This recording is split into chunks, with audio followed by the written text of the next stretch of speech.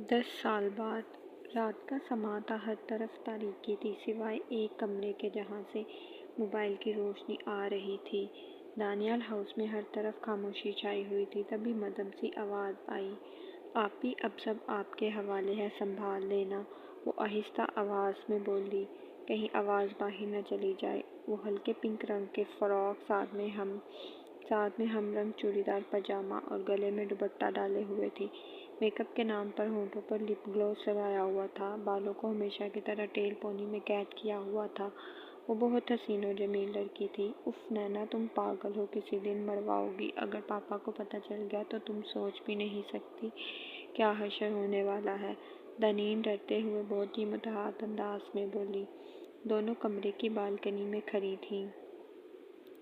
Relax आपी, कुछ नहीं होगा, मैं बस 3 घंटे में वापस आ जाऊंगी। Okay bye. नीचे सारे फ्रेंड्स इंतज़ार कर रहे हैं। नैना पाइप से नीचे लटकते हुए बोली। चुप चुपा कर बिलाकर वो घर से बाहर निकल ही आई, क्योंकि चौकीदार तो हमेशा की तरह सोया हुआ था। थोड़ी दूर चलकर देखा तो इसके चारों दोस्त अपनी अपनी हैवी बाइक पर बैठे हुए थे, जिनमें 2 लड़कियां और 2 लड़के थे और साथ में एक बाइक खड़ी थी।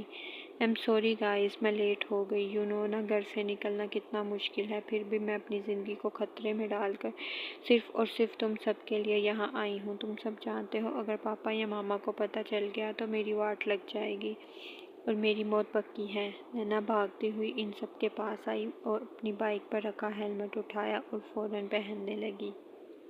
बस करो नैना, अब जल्दी से चलो, पहले ही लेट हो चुकी है। 12 बजने में 30 मिनट है और मुझे लेट नहीं पहुंचना। जोया ने उसे डांटा। चल बड़ी आई, सिर्फ तेरी बर्थडे सेलिब्रेट करने के लिए इतना बड़ा अपनी जान का रिस्क लिया है और तू मेरे ऊपर चिल्ला रही है। बाहर में जा। नैना ने गुस्से में बाइक को स्टार्ट किया और जन से आगे बढ़ा दी। बाकी सब ने भी अपनी अपनी बाइक पीछे लगा दी। नैना की बाइक हवाओं से बातें कर रही थी। वो बहुत स्पीड से चला रही थी।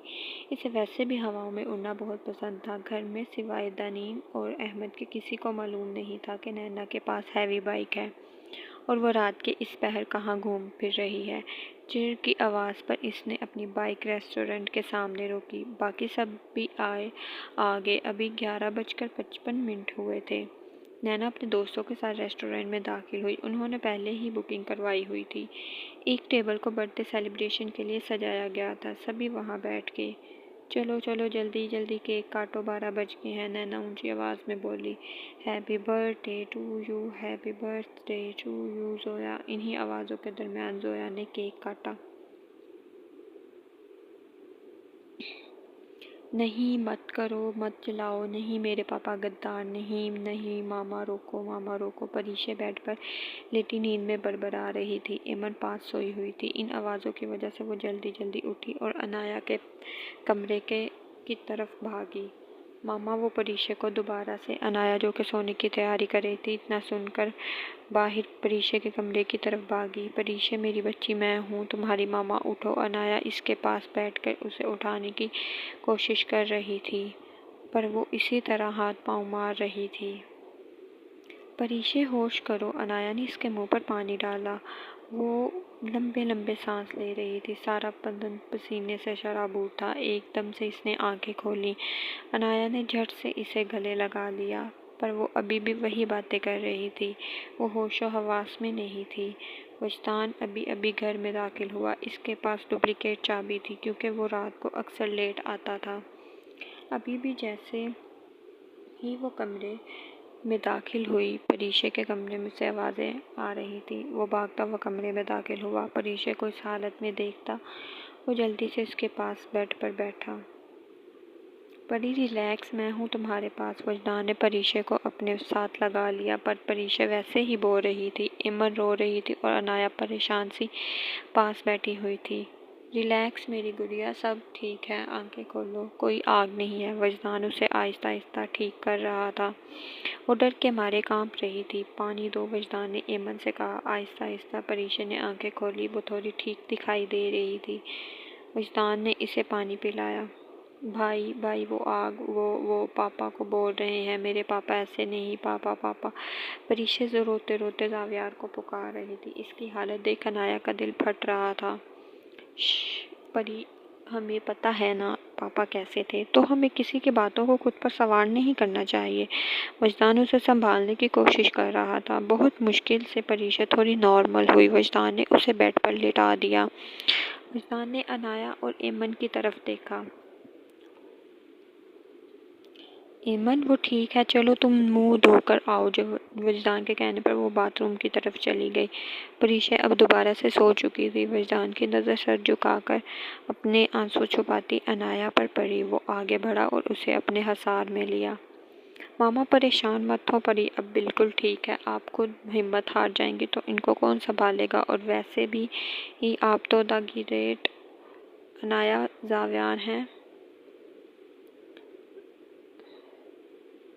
सारी मुश्किलों का हिम्मत से मुकाबला करने वाली इन दोनों के पास सो जाएं। मैं अपने कमरे में जा रहा हूँ।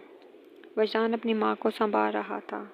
जानता था वो अंदर से कितनी टूटी हुई हैं। इनके सामने बहादुर बनने की कोशिश करती हैं, वरना छुप छुप कर रोती हैं। वो अपनी चीज़ें उठाई और कमरे से बाहर चला गया। अनाया ने अपनी आंखें बंद कर ली और सर बेड की बैग से टेका दिया। लबों से सिर्फ एक नाम निकला, जावियार, और फिर आंखों से आंसू बहने शुरू हो गए। इन 10 सालों में बहुत कुछ हुआ। अगर वजदान इन सबको ना संभालता तो कब के सब टूट कर बिखर चुके होते। वही एक था जो मुकम्मल होशो हवास में था। परीशा को ऐसा महीने में एक बार तो ज़रूर होता। वो बहुत हसास बच्ची थी। बचपन की बातें इसके दिमाग में घर कर गई थी। वजदान अपने कमरे में आया, फ्रेश होकर लैपटॉप लेकर बैठ गया और काम करने लगा, जो पता नहीं सारी रात करना था। वो ऐसा ही था, बहुत काम करता था। इसे अब काम करना था अपनी फैमिली के लिए। नैना बर्थडे से 3 बजे फारिग हुई तो बाइक को घर की रोड पर डाल दिया। बाइक को पास शोरूम में खड़ा कर दिया। इसके मालिक से नैना की काफ़ी बनती थी। ये बाइक इन्हीं से खरीदी थी। जिस तरीके से वो गई थी इसी तरीके से इसने घर में एंट्री ली। पर अब मुश्किल ये थी कि जिससे वो कमरे से नीचे आई थी, इस तरीके से वो जा नहीं सकती थी। जाने के लिए अब मेन गेट का इस्तेमाल करना ज़रूरी था, जो कि बंद था। तो नैना ने दानीन को कॉल मिलाई। हेलो, हाँ आपी, मैं घर में आ गई हूँ, जल्दी से मेन गेट खोलो। वो बहुत आहिस्ता आवाज़ में बोली। खोला है, तुम आ जाओ, दानीन ने कहा। नैना भागती हुई घर में दाखिल हुई। जैसे ही वो घर में दाखिल हुई, अहमद ने लाइट्स जला दी। नैना का मुंह खुला का खुला रह गया, क्योंकि सामने मिनाल और दानियाल खड़े थे। दानियाल बहुत गुस्से में था। ले, अब तो मर गई तो नैना मुंह में बड़बड़ाई। कहाँ थी तुम? गरजदार आवाज़ आई, जो कि दानियाल की थी। वो पापा, मैं ना, वो नैना हकलाते हुए बोली। रात के इस पहर तुम कहाँ से आ रही हो? मिनाल गुस्से में इसे झंझोड़ते हुए बोली। बताती हूँ मामा, मारो तो नहीं, वो ना जोया का एक्सीडेंट हो गया था, बस इसे ही देखने गई थी। बेचारी की एक टांग टूट गई, बहुत दर्द में थी।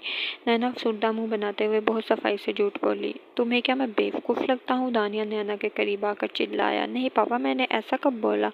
नैना हैरानगी से बोली। ठा की आवाज़ पूरे हॉल में गूंजी। दानियाल ने नैना के मुंह पर थप्पड़ मारा था। बोलो करो अब, बकवास बताओ कहाँ गई थी? दानियाल ने एक और थप्पड़ नैना मारा। नैना हैरानगी से अपने बाप को देखने लगी। बताती क्यों नहीं? बताओ। दानियाल ने एक और थप्पड़ मारा। नैना फिर भी कुछ ना बोली। दानीन भागते हुए आगे बढ़ी और नैना को पकड़ा, जो गाल पर हाथ रखे सर झुकाए खामोश खड़ी थी।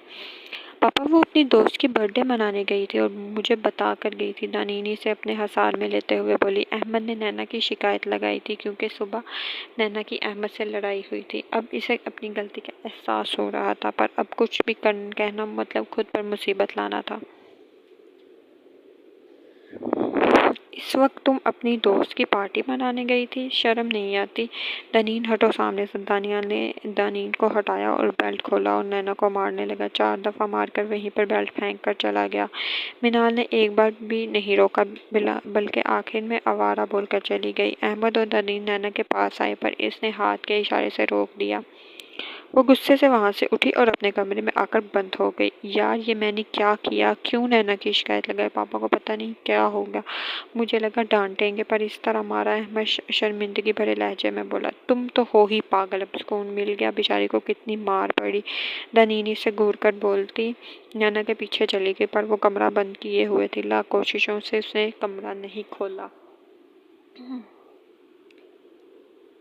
नैना कमरे में आकर बहुत रोई। नीचे एक आंसू नहीं बहा, पर कमरे के अंदर वो तकरीबन सारी रात रोती रही और फिर वहीं सो गई। सुबह 8 बजे आँख खुली, वो उठी और नहाकर वापस आई। रेड कलर की फ्रॉक पहनी, बालों को खुला छोड़ा। इसके बदन पर मार के बहुत से निशान थे। इसने अपने बैग में किताबें डाली और खुद सा पहनकर बाहर चली आई। नीचे सब नाश्ता कर रहे थे, वो सबको इग्नोर करके खुद बाहर चली गई।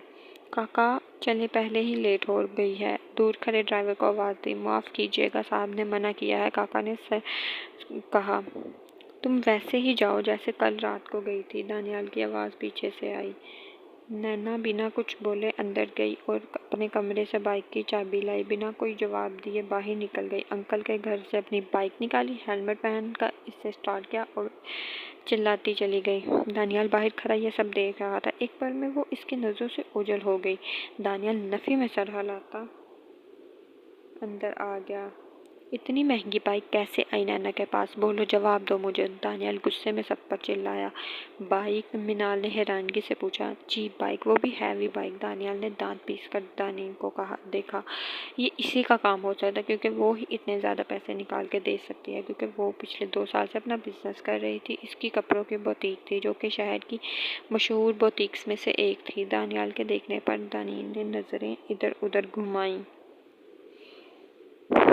सब हाथ से निकल गए हैं। अहमद, तुम्हारी बहन तो हाथ से निकल चुकी है, एक नंबर की नालायक है। तुम्हारा ये आखिरी सेमेस्टर है और मुझे तुम्हारी पोजीशन चाहिए हर हाल में। फिर ही मैं तुम्हें अच्छे केसेस लड़ने के लिए दूंगा। दानियल ने गुस्से से अहमद को कहा। जी जी पापा, अहमद ने नीचे सर करके कहा। दानियाल अपना बैग पकड़कर बाहर खड़ी गाड़ी की तरफ आ गया। शुक्र है बच गया। दानियाल के जाने के बाद अहमद ने लंबी सांस ली। अहमद, चलो बेटा, यूं नहीं जाओ। दानियल, तुम मेरी बात सुनो, मिनाल ने सख्त लहजे में दानियल से कहा। नैना ने बाइक यूनी के पार्किंग में पार्क की और खुद अपना बैग लिए अपनी क्लासरूम की तरफ चली गई, जहां इसके चारों दोस्त इंतज़ार में थे। जोया बहुत खुश थी, क्योंकि बर्थडे पर रून ने इसे शादी के लिए प्रपोज किया। दोनों कजन्स थे। नैना क्लास में दाखिल हुई। वो एमए इंग्लिश कर रही थी। बायोफिजिक्स देखकर ही इसे चक्कर आते थे, इसलिए इंग्लिश का सहारा लिया। अपने चेहरे पर मुस्कुराहट सजाए वो अपने दोस्तों की तरफ बढ़ी। इसकी ज़िंदगी में चाहे कुछ भी हो जाए, कभी भी दूसरों को भनक भी नहीं लग पाती थी। हाय गाइस, कैसे हो सब? वो मुस्कुराते हुए सबसे मिल रही थी। बहुत खुश, जोया मुस्कुराते हुए बोली। ओहो हिना, जुहेब देखो, वो हारून ने प्रपोज किया। मैडम की खुशी का तो ठिकाना ही नहीं। नैना इसे छेड़ते हुए बोली। हाँ, तो आके मेरी ख्वाहिश पूरी हुई, खुश भी ना हूँ? जोया मुस्कुराते हुए बोली। ओ मैडम, होश में आओ, अभी अपने घर वालों को मनाना है और भी बहुत कुछ करना है। सोचो, अगर घर वाले ना माने तो क्या करोगी? फिर तो तुम अपने पिया देश में ना सुधार पाओगी। नैना ने इसे डराया। वो तो पिया के देश चली जाएगी मैडम, आप अभी लेक्चर ले लें। नैना अभी बोल रही थी कि पीछे से सरसाद की आवाज़ आई। उफ नैना, तू तो गई, अब ये नहीं छोड़ेगा। नैना सरसाद की आवाज़ पर चौंकी। पता नहीं वो कब से बातें सुन रहे थे। जी जी सर, मैं तो बस वैसे ही इसे बता रही थी, अगर इसके घर वाले ना माने तो क्या करें। वैसे सर, आप भी माशाल्लाह से काफ़ी उम्र के हैं, काफ़ी तजर्बे वाले हैं। आप बताइए जोया क्या करे अगर ऐसा वैसा कुछ हो। नैना अब सर की तरफ मुंह करके खड़ी हो गई थी। उफ नैना, ये पागल है क्या? हिना ने अपना सर पकड़ लिया, क्योंकि वो जानती थी अब बहुत लंबी बहस होने वाली है और शायद नैना की बेइज्जती भी। मिस नैना, मैं यहाँ पढ़ाने आता हूँ, ना कि रिश्ते कैसे होते हैं वो बताने। सरसाद गुस्से से बोले। अरे सर, आप तो बुरा मान गए, मैं तो ऐसे ही पूछ रही थी। और वैसे भी आप तो हमारे उस्ताद हैं, आपका दर्जा हमारे बाप के बराबर है। हम लोग आपसे नहीं पूछेंगे तो और किससे पूछेंगे? नैना अपनी सीट पर चली गई।